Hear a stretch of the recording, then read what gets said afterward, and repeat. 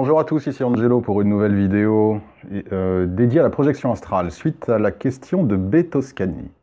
Ça fait un petit moment que j'ai pas fait un question-réponse avec mes fidèles auditeurs. Donc je vous invite à lire lisons le commentaire de B. Toscani. B. Toscani, salut à toi. Donc très intéressant ou et intriguant. Dans mes aventures... Non, pardon, je recommence. Très intéressant ou et intriguant. Ben oui, il y a 3 points d'exclamation, il fallait que je mette le ton. Dans mes aventures, j'ai souvent noté que même si l'expérience est réelle, car parfois je pouvais confirmer la réalité avec des faits matériels ou des confirmations de personnes incarnées ici-bas, malgré tout, des fois, il y a des détails fantaisistes qui fait que je me questionne si la personne qui expérimente pourrait ajouter un brin de ses propres créations sans le savoir.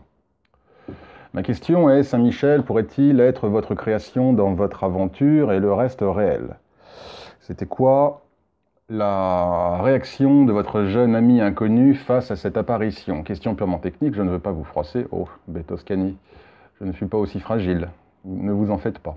Je transpose avec ce que je connais et je ne connais pas du tout. Alors une fois de plus, on peut laisser tous les commentaires sur ma chaîne à partir du moment où ce sont des commentaires constructifs et faits avec respect. Ce qui est le cas ici. Donc du coup, ça m'a donné envie de faire cette vidéo, cette petite vidéo, une vidéo un peu courte, sur est-ce que les projections astrales sont réelles? Parce que j'ai aussi pas mal de messages, soit en email ou parfois sous YouTube, qui me disent « oui, tout ça c'est dans ta tête, etc. etc. » Alors moi j'aime bien quand les gens ils savent mieux que moi. Les gens n'ont pas vécu mes expériences, mais eux ils savent que c'est dans ma tête, que c'est de l'invention, pas au sens où j'invente les choses, mais des créations mentales qui n'ont rien à voir avec ce qui existe. J'aime beaucoup, vous savez, ces commentaires où les gens ils permettent d'avoir des jugements sur ce que vous vivez, puis en fait c'est pas eux qui les vivent, mais ils savent tout. Voilà, très bien ça. Donc, est-ce que les projections astrales sont réelles? Bon, alors déjà, il faut bien différencier la projection astrale du rêve lucide. J'en ai parlé dans ma vidéo question-réponse projection astrale, sur la projection astrale. Je vous invite éventuellement, je vous renvoie à cette vidéo pour ceux qui ne l'ont pas encore vue. D'ailleurs, je la mettrai en fiche, en écran de fin de cette vidéo. Voilà, comme ça vous permettra de gagner du temps et de ne pas avoir à la chercher. Donc, il faut bien différencier le rêve lucide de la projection astrale. Le rêve lucide, on explore son monde intérieur, son microcosme, on est à l'intérieur de son esprit. La projection astrale, nous voyageons et explorons des... Donc, autrement dit, le rêve lucide concerne la subjectivité, le monde intérieur, donc subjectif. Pour le rêve lucide, la projection astrale concerne l'objectivité, entre guillemets, parce que ces notions-là d'objectivité, subjectivité, vous comprenez bien qu'à un niveau, on va dire, à un niveau spirituel, ça ne veut pas dire grand-chose. Mais bon, pour faire comprendre les choses, on est bien obligé parfois d'utiliser des nuances, et c'est ce que je fais aujourd'hui. Donc projection astrale, monde objectif, monde extérieur, rêve lucide, monde subjectif, monde intérieur. Donc est-ce que les projections astrales sont réelles? Tout d'abord, effectivement, comme le dit Toscani, je te remercie, on va se tutoyer, Toscani.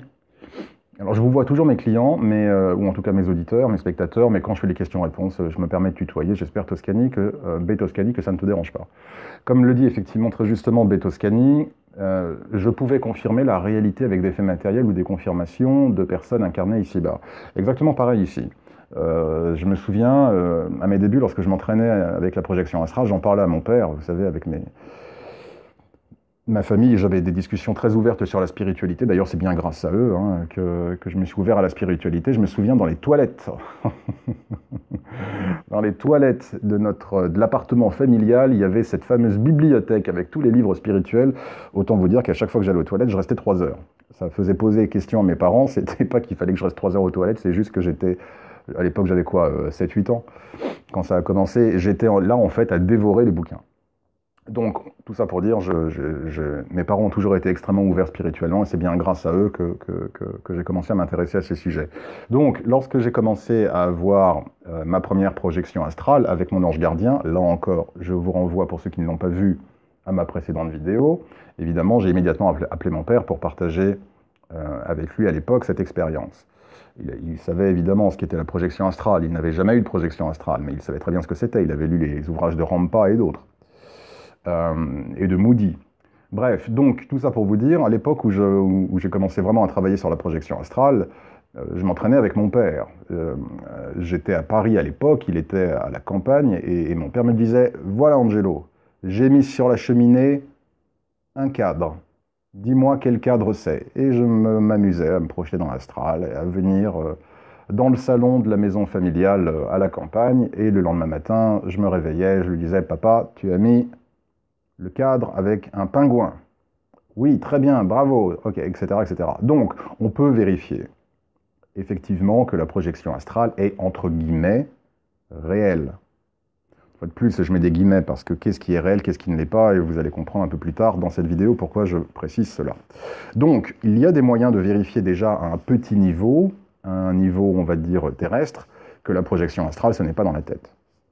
Que, effectivement, les choses sont vérifiables. Et d'ailleurs, il y a plein de récits de gens qui, effectivement, en projection astrale, voyaient des membres de leur famille, de leurs amis faire des choses, et le lendemain, les appelaient en leur disant « Est-ce que hier, tu n'étais pas à cette heure-là, à tel endroit ?» Et l'ami, évidemment, complètement étonné « Oh oui, mais comment tu le sais ?» etc., etc. Donc, la projection astrale est réelle. Ce n'est pas dans la tête. Donc, alors bien évidemment, il y a quand même parfois des petites nuances, c'est-à-dire que si on se projette sur le plan éthérique, parfois on peut être amené à voir une variation du monde terrestre. Par exemple, c'est le syndrome classique de la personne qui va se projeter dans l'astral, qui va être chez elle, mais la fenêtre, au lieu d'être à gauche, elle est à droite, ou ce genre de choses, vous comprenez?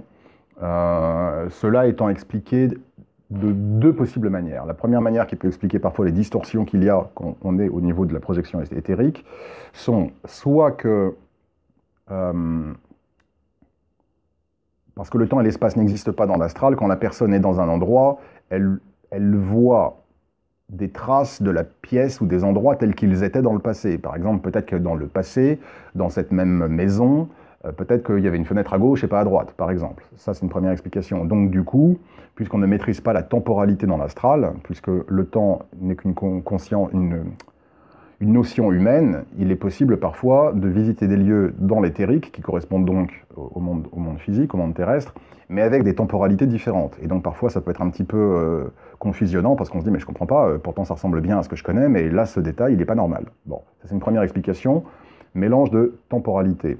Autre explication, c'est que parfois il y a des couches astrales qui viennent se mélanger. Et que du coup, dans cet endroit-là, par exemple dans cette maison-là, il y a peut-être un autre niveau énergétique, un endroit qui existe mais avec une fenêtre à gauche et pas à droite. Et du coup, la confusion des deux fait qu'on a une espèce de mix qui fait qu'on a à la fois l'endroit qu'on connaît et puis l'élément étranger qu'on ne connaît pas, la fenêtre à droite au lieu d'être à gauche. Voilà, je ne détaille pas trop, j'espère que c'est clair. Je n'ai pas envie de trop vous confusionner. Cependant, voilà, de manière générale, on peut donc vérifier, lorsque on reste en tout cas sur le plan, lorsque l'on visite le plan terrestre, le monde humain, le monde terrestre, on peut donc être amené à vérifier la véracité, la réalité, une fois de plus entre guillemets, de la projection astrale. Donc si on part du principe que, en se promenant sur Terre, en voyant nos amis, en voyant nos voisins, en confirmant ce qu'un membre de la famille a mis sur une cheminée, si nous pouvons confirmer que ces choses-là sont justes, par extension, si nous sommes dans d'autres mondes, il n'y a pas de raison de douter que les choses soient alors purement fantaisistes et qu'elles ne résultent que du cerveau et de la créativité du projecteur. Si on a quelque chose qui peut être vérifié, qui est vérifiable au niveau humain, il faut donc dès lors l'étendre au niveau non humain. Ça ne ferait pas de sens de se dire la projection astrale est uniquement vérifiable et vraie, entre guillemets, uniquement si c'est sur Terre, mais alors par contre, quand tu vas dans d'autres endroits, alors là, par contre, là, ce n'est plus vrai. C'est complètement absurde. La règle n'a dès lors aucune logique. Donc non, à partir du moment où on s'aperçoit effectivement que les expériences de projection astrale peuvent être vérifiées, si on a un moyen de les vérifier, comme sur Terre, comme avec mon père par exemple, avec le cadre du pingouin, eh bien, il faut donc de facto donner crédit aux projections astrales qui ne se passent pas sur Terre et qui se passent dans d'autres mondes. Alors après, il faut bien comprendre une chose. Le monde astral est un monde qui n'est composé que d'énergie, et dès lors, la manière que nous avons de percevoir les choses, évidemment, peut être effectivement extrêmement subjective. Effectivement. Et c'est là où ça devient un peu compliqué. Et ça ne veut pas dire que les choses n'existent pas, mais après, il y a effectivement une question de perception des choses. Maintenant, il faut bien comprendre une chose. Lorsque l'on dit pour toutes ces personnes qui disent « Ouais, bah, de toute façon, la projection astrale, tout ça, c'est créé dans ta tête », alors de toute façon, ces personnes n'ont aucune raison, n'ont aucune preuve, aucun moyen de prouver que les expériences astrales, j'entends, hors du monde physique, d'accord, hors du plan éthérique, c'est-à-dire là, on parle vraiment de plans astraux, de lieux inconnus, étrangers, de mondes inconnus, d'êtres inconnus, etc. Les personnes qui disent « C'est complètement dans votre tête, ça n'existe pas, c'est que de la création personnelle ».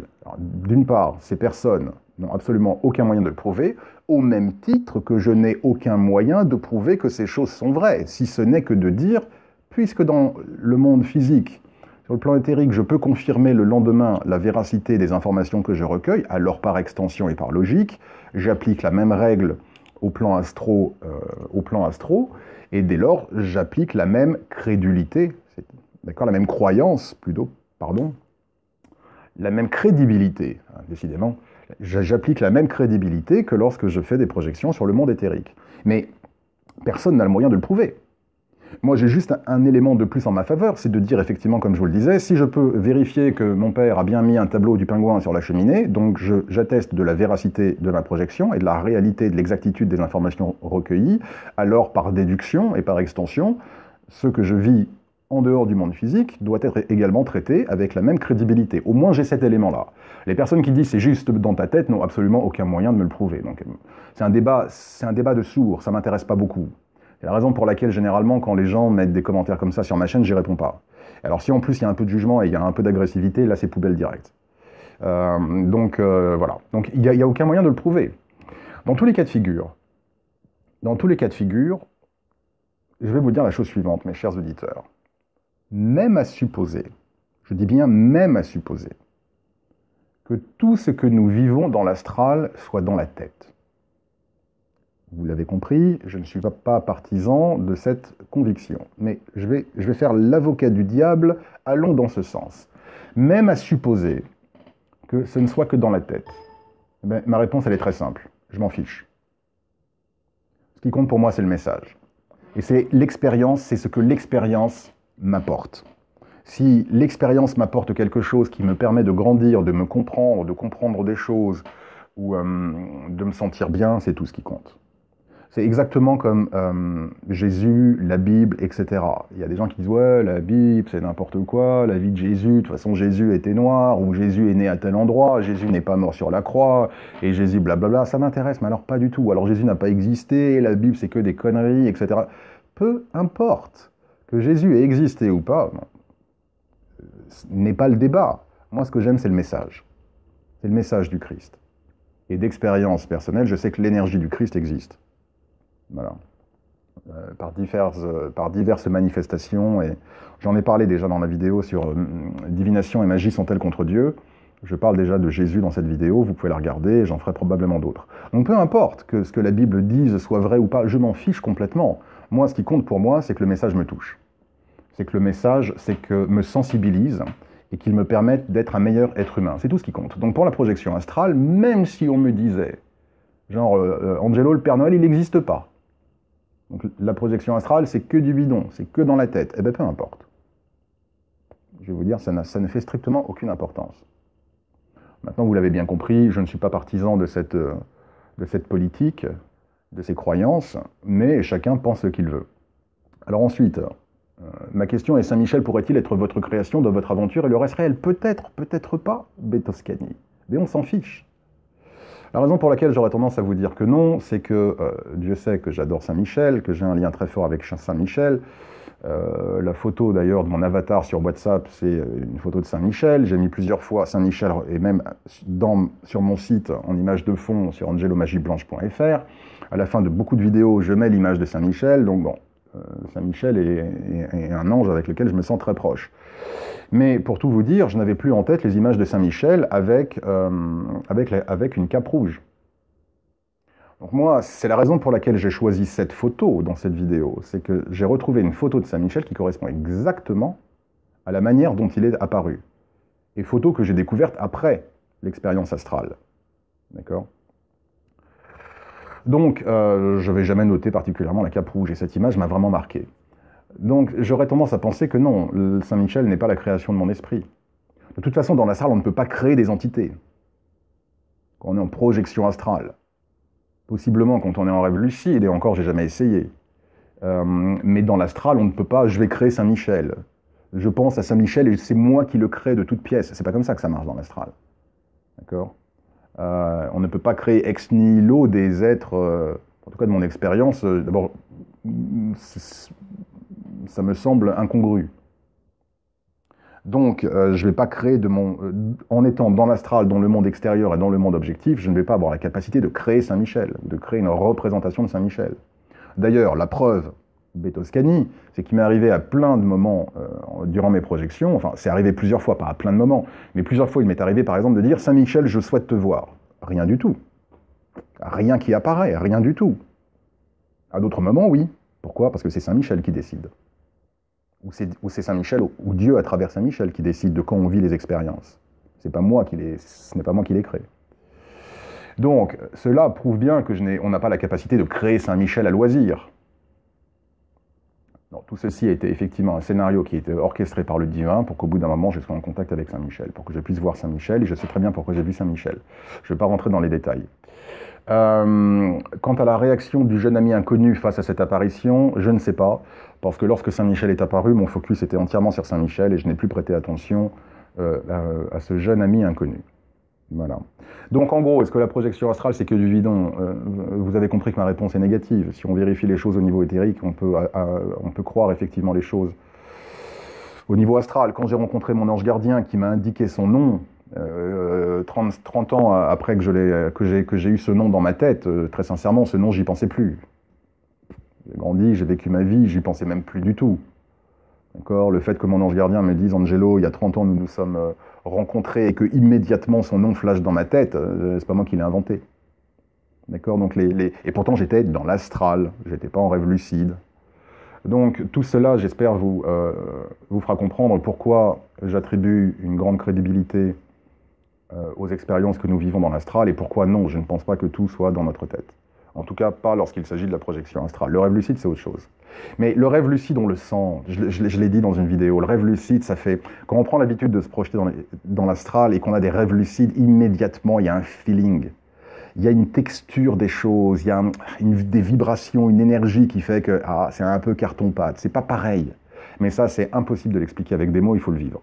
Il faut à la fois avoir eu des rêves lucides et des projections astrales pour pouvoir saisir la différence entre les deux. Et du coup, lorsque l'on vit l'une ou l'autre, on le sait.